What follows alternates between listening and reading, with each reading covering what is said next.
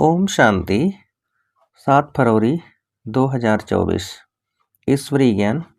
आज की मुरली। मीठे बच्चे, आत्माभिमान विश्व का मालिक बनाता है, देह अभिमान कंगाल बना देता है।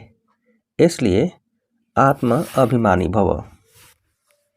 प्रश्न: कौन सा अभ्यास अशरीरी बनने में बहुत मदद करता है? उत्तर: अपने को सदा एक्टर समझो। जैसे एक्टर पाठ पूरा होते ही वस्त्र उतार देते हैं, ऐसे तुम बच्चों को भी यह अभ्यास करना है। कर्म पूरा होते ही पुराना वस्त्र यानी शरीर छोड़ अशरीरी हो जाओ। आत्मा भाई भाई है, यह अभ्यास करते रहो। यही पावन बनने का सहज साधन है। शरीर को देखने से क्रिमिनल ख्यालात चलते हैं, इसलिए अशरीरी भव। ओम शांति। बाप बैठ बच्चों को समझाते हैं, क्योंकि बहुत बेसमझ बन गए हैं। 5000 वर्ष पहले भी तुमको समझाया था और दैवी कर्म भी सिखलाए थे।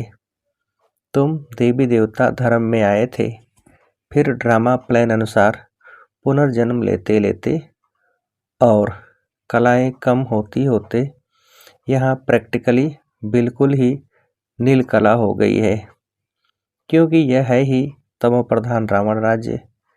यह रावण राज्य भी पहले सतो प्रधान था, फिर सतो रजो तमो बना है। अब तो बिल्कुल ही तमो प्रधान है। अब इसका अंत है। रावण राज्य को कहा जाता है आसुरी राज्य।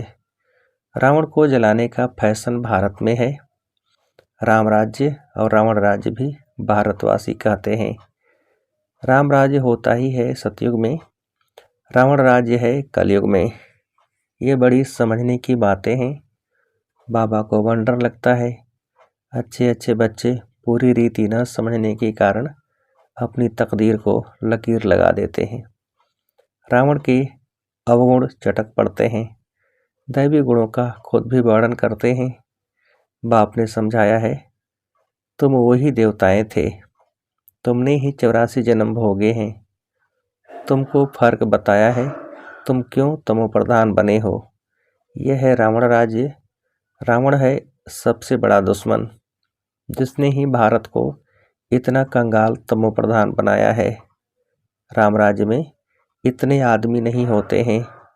वहाँ तो एक धर्म होता है, यहाँ तो सब में भूतों की प्रवेशता है। क्रोध लोभ मोह का भूत है ना। हम अविनाशी हैं, यह शरीर विनाशी है, यह भूल जाते हैं। आत्म अभिमानी बनते ही नहीं हैं। देह अभिमानी बहुत हैं। देह अभिमान और आत्म अभिमान में रात दिन का फर्क है। आत्म अभिमानी देवी देवता सारे विश्व के मालिक बन जाते हैं। देह अभिमान होने से कंगाल बन पड़ते हैं। भारत सोने की चिड़िया था, बल कहते भी हैं पर समझते नहीं हैं। शिव बाबा आते हैं दैवी बुद्धि बनाने। बाप कहते हैं, मीठे मीठे बच्चों, तुमको विश्व का मालिक बनाता हूँ। यह लक्ष्मी नारायण विश्व के मालिक थे। कब सुना कि इन्हों को राजाई किसने दी? उन्होंने कौन सा ऐसा कर्म किया जो इतना ऊंच पद पाया? कर्मों की बात है ना। मनुष्य आसुरी कर्म करते हैं तो वह कर्म विकर्म बन जाता है। सतयुग में कर्म अकर्म होते हैं, वहाँ कर्मों का खाता होता नहीं। बाप समझाते हैं, न समझने कारण बहुत विघ्न डालते हैं। कह देते हैं शिव शंकर एक है। अरे शिव निराकार अकेला दिखाते हैं, शंकर पार्वती दिखाते हैं। दोनों की एक्टिविटी बिल्कुल ही अलग। मिनिस्टर और प्रेसिडेंट को एक कैसे कहेंगे? दोनों का मर्तबा बिल्कुल अलग है। तो शिव शंकर को एक कैसे कह देते हैं? यह जानते हैं जिनको राम संप्रदाय में आना नहीं है, वे समझेंगे भी नहीं। आसुरी संप्रदाय गालियां देंगे, विघ्न डालेंगे, क्योंकि उनमें 5 विकार है ना। देवताएं हैं संपूर्ण निर्विकारी, उन्हों का कितना ऊंच पद है। अब तुम समझते हो हम कितने विकारी थे, विकार से पैदा होते हैं। सन्यासियों को भी विकार से पैदा होना है, फिर सन्यास करते हैं। सतयुग में यह बातें नहीं होती। सन्यासी सतयुग को समझते भी नहीं, कह देते हैं सतयुग है ही है। जैसे कहते हैं श्री कृष्ण हाजिरा हजूर है, राधे भी हाजिरा हजूर है। अनेक मत मतांतर, अनेक धर्म है। आधा कल्प दैवी मत चलती है, जो अब तुमको मिल रही है। तुम ही ब्रह्मा मुख वंशावली, फिर विष्णुवंशी और चंद्रवंशी बनते हो। वह दोनों डिनायस्टी और एक ब्राह्मण कुल कहेंगे, इनको डिनायस्टी नहीं कहेंगे। इनकी राजाई होती नहीं, ये भी तुम ही समझते हो। तुम्हारे में भी कोई कोई समझते हैं, कोई तो सुधरते ही नहीं। कोई न कोई भूत है, लोभ का भूत, क्रोध का भूत है ना। सतयुग में कोई भूत नहीं, सतयुग में होते हैं देवताएं, जो बहुत सुखी होते हैं। भूत ही दुख देते हैं, काम का भूत आदि मध्यंत दुख देता है। इसमें बहुत मेहनत करनी है, मासी का घर नहीं है।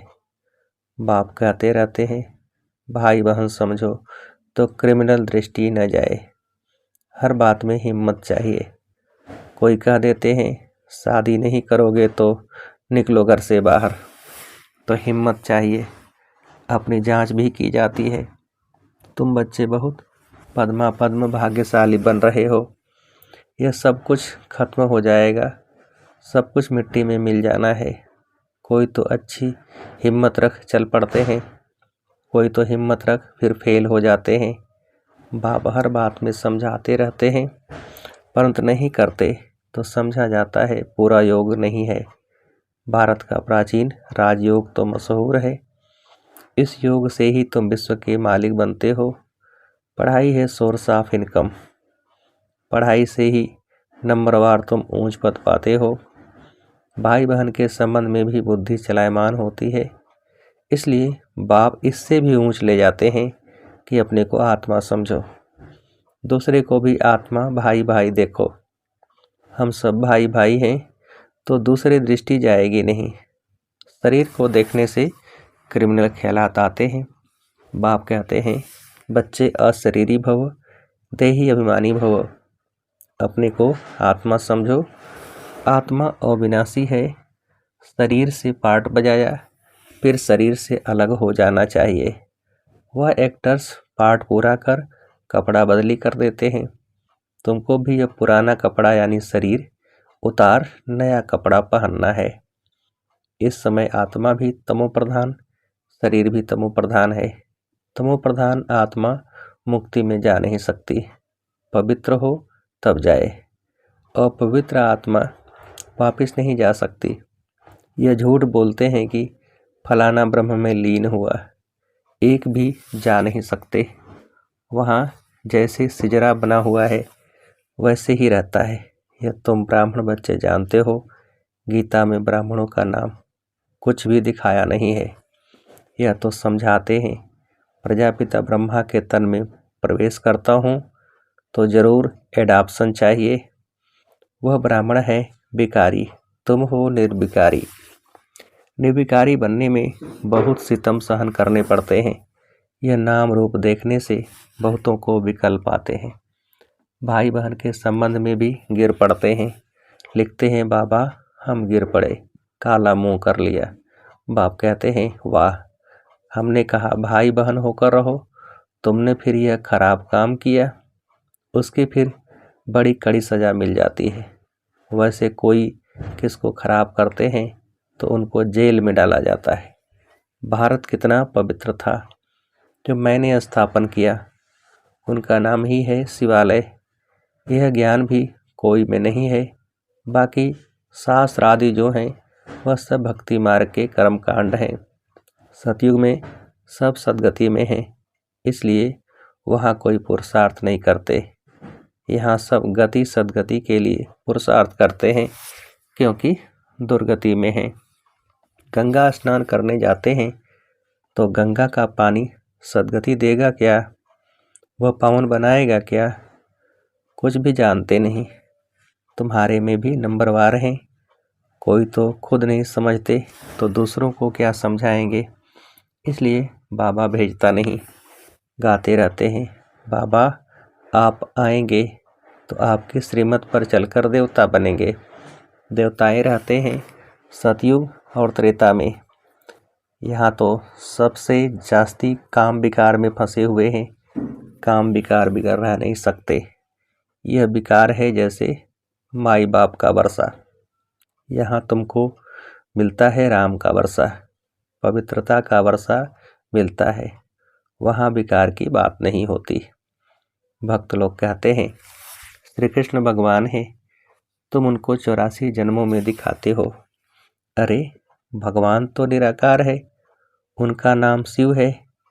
बाप कितना अच्छी रीति समझाते हैं, तरस भी पड़ता है, रहम दिल है ना।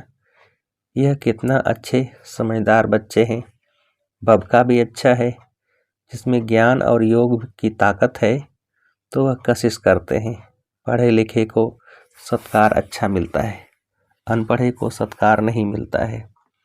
यह तो जानते हो इस समय सब आसुरी संप्रदाय हैं, कुछ भी समझते नहीं हैं। शिव और शंकर का अंतर तो बिल्कुल क्लियर है। वह है मूल वतन में, वह सूक्ष्म वतन में। सब एक जैसे कैसे होंगे। यह तो तमो प्रधान दुनिया है। रावण दुश्मन है आसुरी संप्रदाय का, जो आप समान बना देता है। अब बाप तुमको आप समान दैवी संप्रदाय बनाते हैं, वह रावण होता नहीं। आधा कल्प उनको जलाते हैं। राम राज्य होता है सतयुग में। गांधी जी राम राज्य चाहते थे, लेकिन वह राम राज्य कैसे स्थापन कर सकते। वह कोई आत्माभिमानी बनने की शिक्षा नहीं देते थे। बाबा ही संगम पर कहते हैं आत्म अभिमानी बनो, यह है उत्तम बनने का योग। बाप कितना प्यार से समझाते रहते हैं। घड़ी घड़ी कितना प्यार से बाप को याद करना चाहिए। बाबा आपकी तो कमाल है, हम कितने पत्थर बुद्धि थे, आप हमको कितना ऊंच बनाते हैं। आपकी मत बिगड़, हम और किसकी मत पर नहीं चलेंगे। पिछाड़ी को सब कहेंगे बरोबर ब्रह्मा कुमार कुमारियाँ तो दैवी मत पर चल रहे हैं। कितनी अच्छी अच्छी बातें सुनाते हैं। आदि मध्य अंत का परिचय देते हैं, कैरेक्टर सुधारते हैं। अच्छा, मीठे मीठे सिकिल्दे बच्चों प्रति माता पिता बाप दादा का याद प्यार और गुड मॉर्निंग। रूहानी बाप की रूहानी बच्चों को नमस्ते। हम रूहानी बच्चों की रूहानी बाप को नमस्ते। धारणा के लिए मुख्य सार। पहली पॉइंट, दृष्टि को शुद्ध पवित्र बनाने के लिए किसी के भी नाम रूप को न देख अशरीरी बनने का अभ्यास करना है। स्वयं को आत्मा समझ आत्मा भाई से बात करनी है। दूसरी पॉइंट, सर्व का सत्कार प्राप्त करने के लिए ज्ञान योग की ताकत धारण करनी है। दैवी गुणों से संपन्न बनना है। कैरेक्टर सुधारने की सेवा करनी है। वरदान, बीमारी कॉन्शियस के बजाय खुशी खुशी से हिसाब किताब चुकतू करने वाले सोल कॉन्शियस भव। बीमारी कॉन्शियस के बजाय खुशी खुशी से हिसाब किताब चुकतू करने वाले सोल कॉन्शियस भव। विस्तार, तन तो सबके पुराने हैं ही। हर एक को कोई न कोई छोटी बड़ी बीमारी है, लेकिन तन का प्रभाव अगर मन पर आ गया तो डबल बीमार हो बीमारी कॉन्शियस हो जाएंगे। इसलिए मन में कभी भी बीमारी का संकल्प नहीं आना चाहिए। तब कहेंगे सोल कॉन्शियस। बीमारी से कभी घबराओ नहीं। थोड़ा सा दवाई रूपी फ्रूट खाकर उसे विदाई दे दो। खुशी खुशी से हिसाब किताब चुकतो करो। स्लोगन: हर गुण हर शक्ति का अनुभव करना, अर्थात अनुभवी मूर्त बनना। हर गुण हर शक्ति का अनुभव करना, अर्थात अनुभवी मूर्त बनना। अच्छा, ओम शांति।